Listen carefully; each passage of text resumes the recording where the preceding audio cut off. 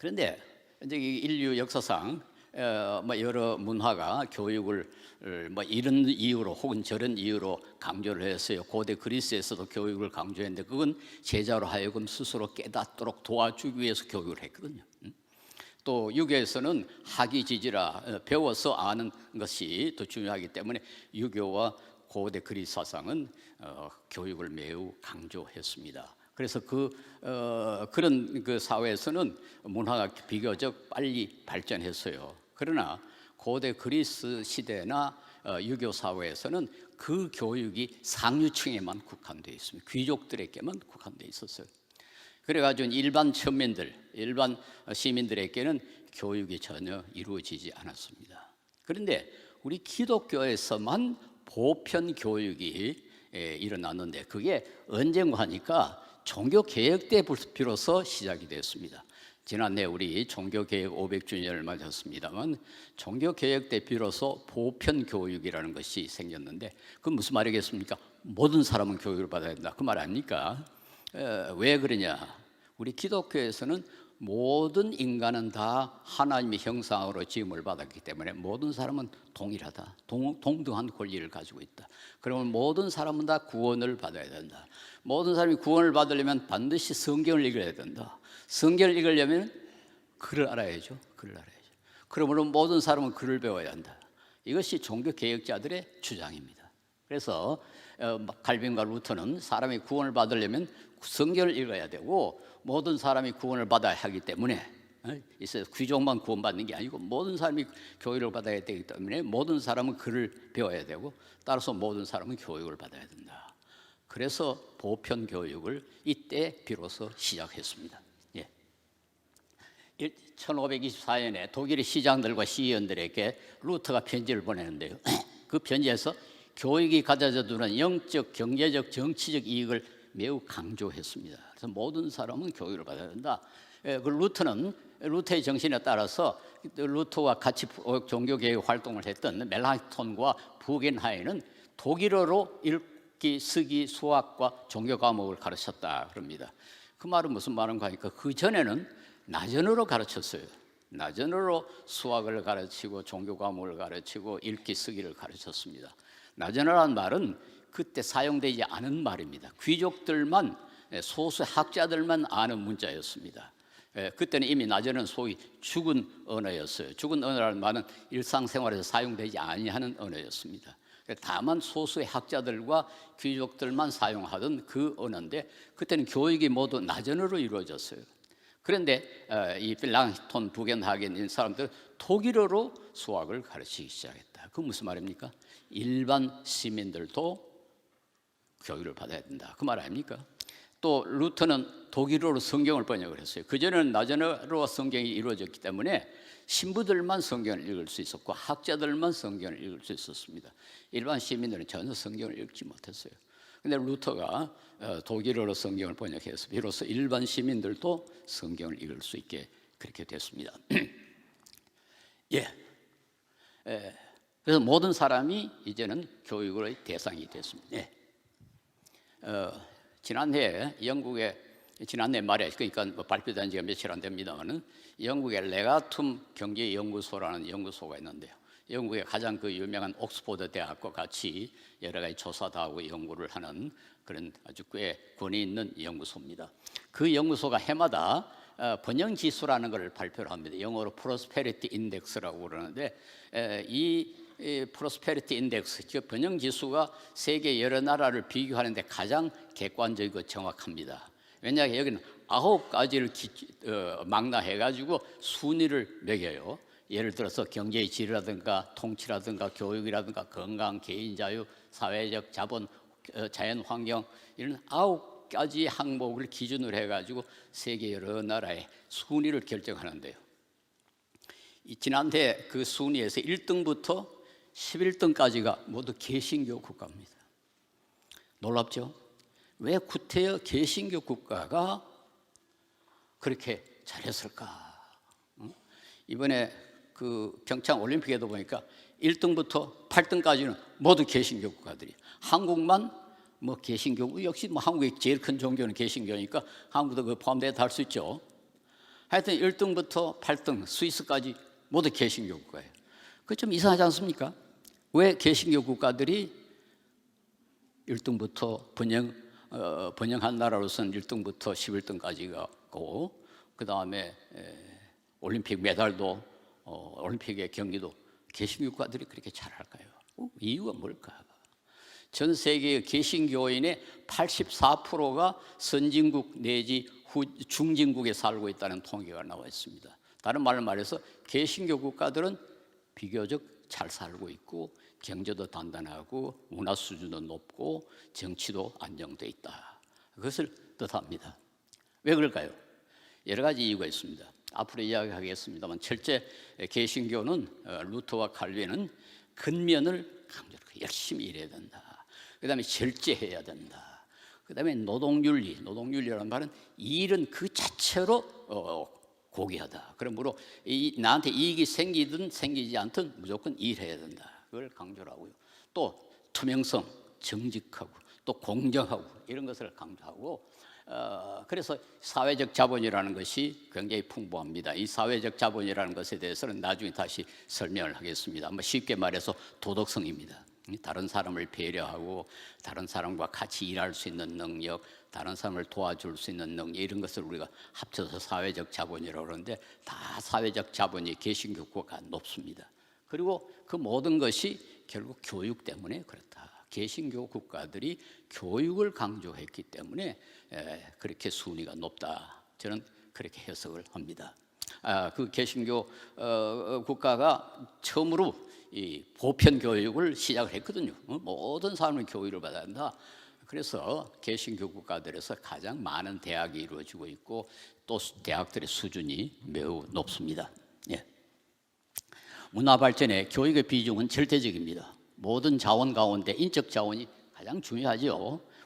석유가 아무리 많이 나와도 그거 가지고 부자가 되는 건 아니죠. 사우디아라비아는 석유가 제일 많이 나지 않습니까?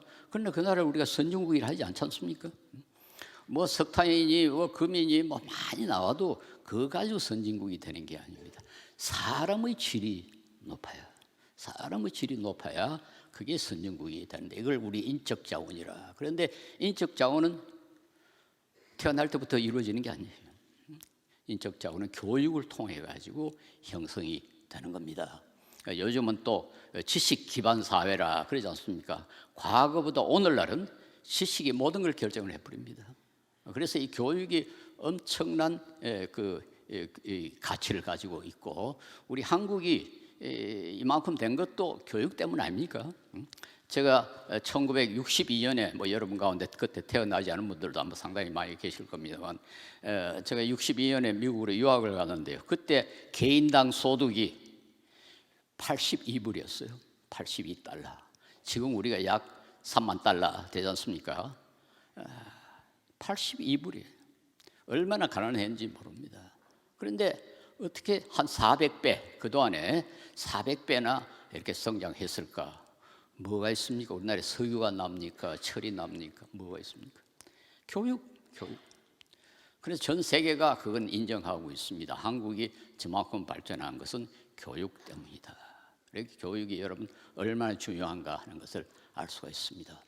우리나라는 특별히 아펜젤라, 언더우드, 스크랜턴 이런 분들이 선교사들이 와가지고 학교를 세웠어요. 연희대학, 연희학교, 이화학교, 숭실학교, 배지학교, 이 학교들이 모두 나중에 대학이 돼가지고 엄청나게 공헌을 했고, 이분들 때문에 우리 사회가 이만큼 발전했습니다. 만약에 우리나라에 연대나 이대나 숭실대나 이런 대학이 없다고 한번 생각해보세요.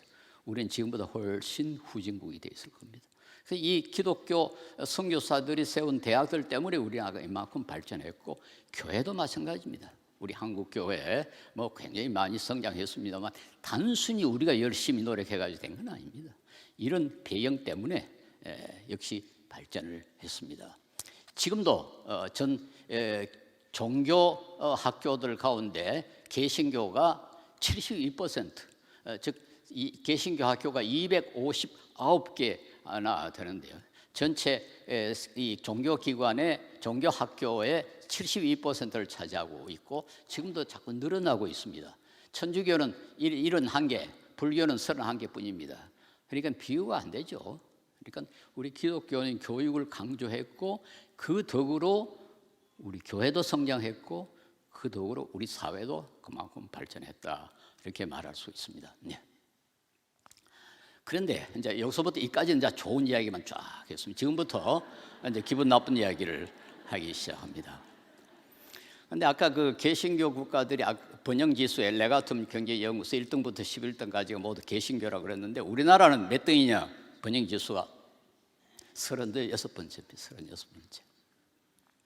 2015년에는 25번째였는데 그동안에 미끄러져 버렸어요.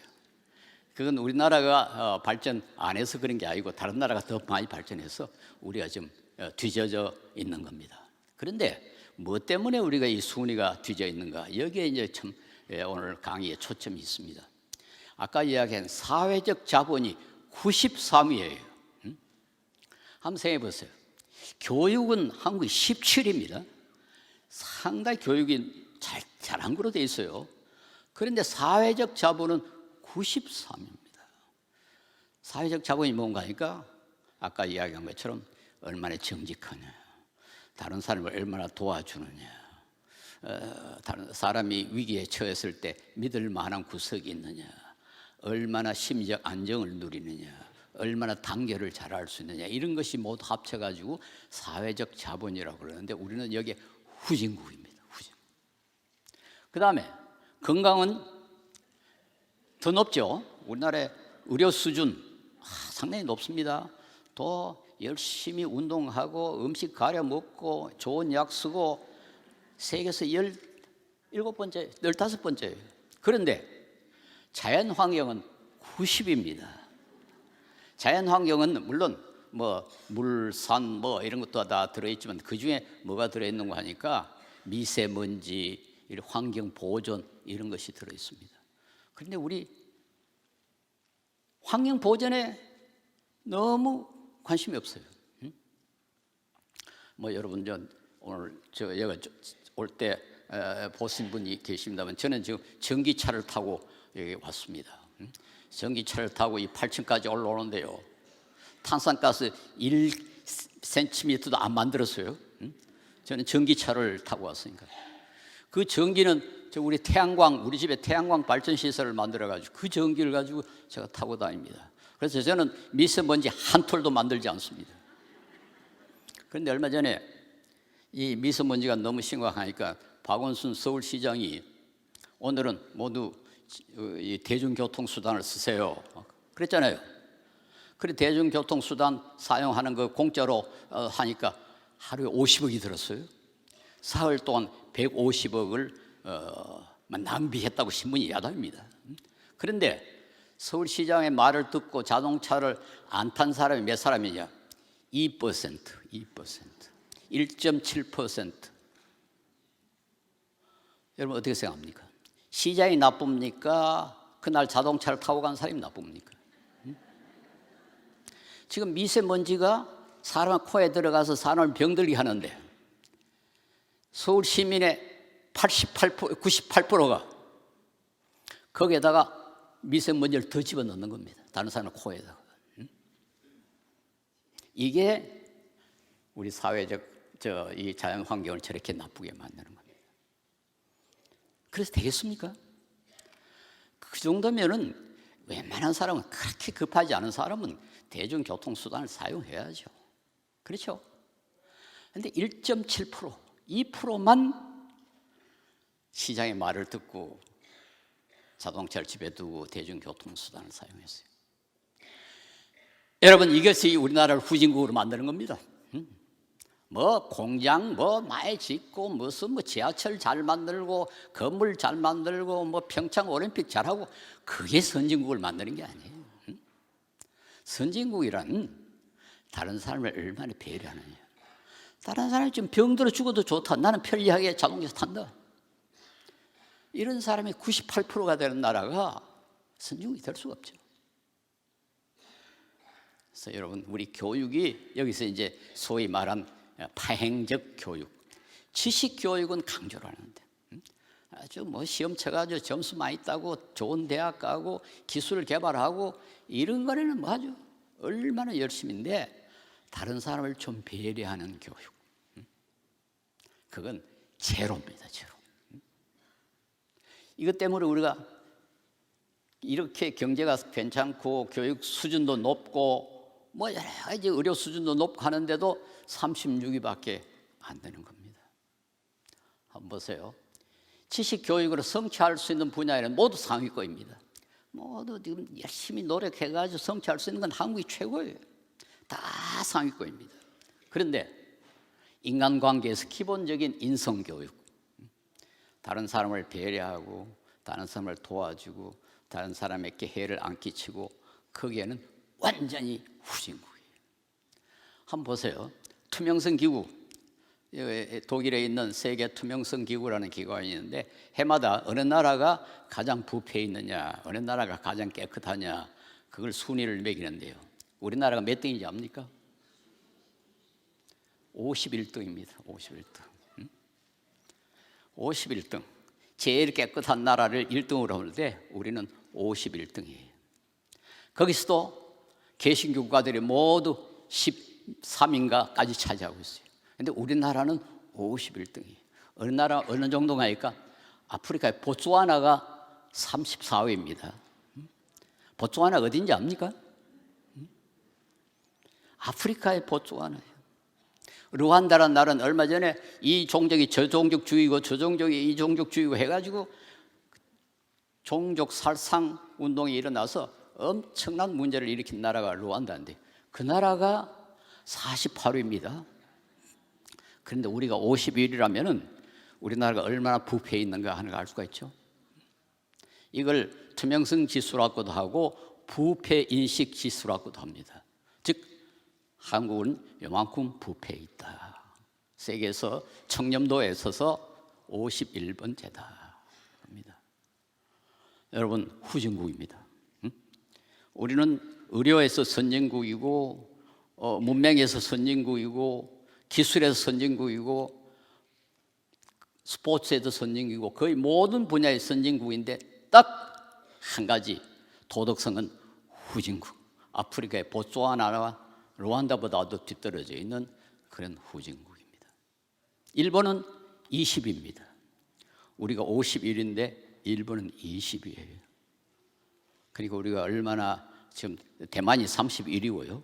그러니까 아시아에서 그래도 좀 비교적 잘 사는 나라로서는 우리가 아주 뒤떨어진 후진국입니다. 예. 다른 걸 한번 보세요. 우리나라 탈세율은 스위스가 8.5%, 미국 8.6%인데 우리나라가 몇 프로입니까? 26.8%. 그리스가 27.5%인데 그리스가 탈세 때문에 위기를 겪는다는데 우리가 26.8%입니다. 얼마나 속이고 거짓말 잘하는지 알 수 있죠? 교통사고 입원율은 8배나 됩니다. 교통사고만 다 하면 병원에 가서 들어누워요. 그러니까 그 보험금 비용 다 우리가 좀 대신 내줍니다. 보험 사기가 13.9%. 일본이 1%입니다. 일본의 보험 사기가 1%인데 우리는 13.9%. 이게 벌써 몇 년 전에 통계인데 제가 지난 여름에 어느 판사한테 물어보니까 훨씬 더 늘어났대요. 자꾸 늘어나고 있대요.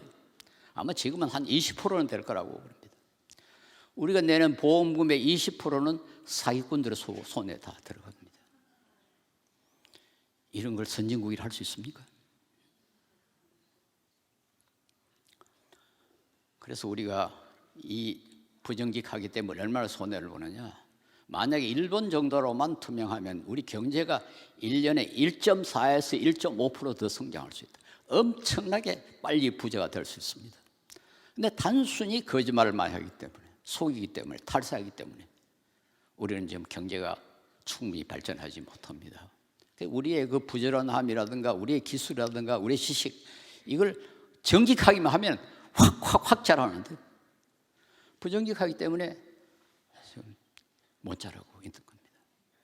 우리의 자화상을 정확하게 알아야 됩니다. 이게 뭐 숫자로 나오는 조사 아닙니까?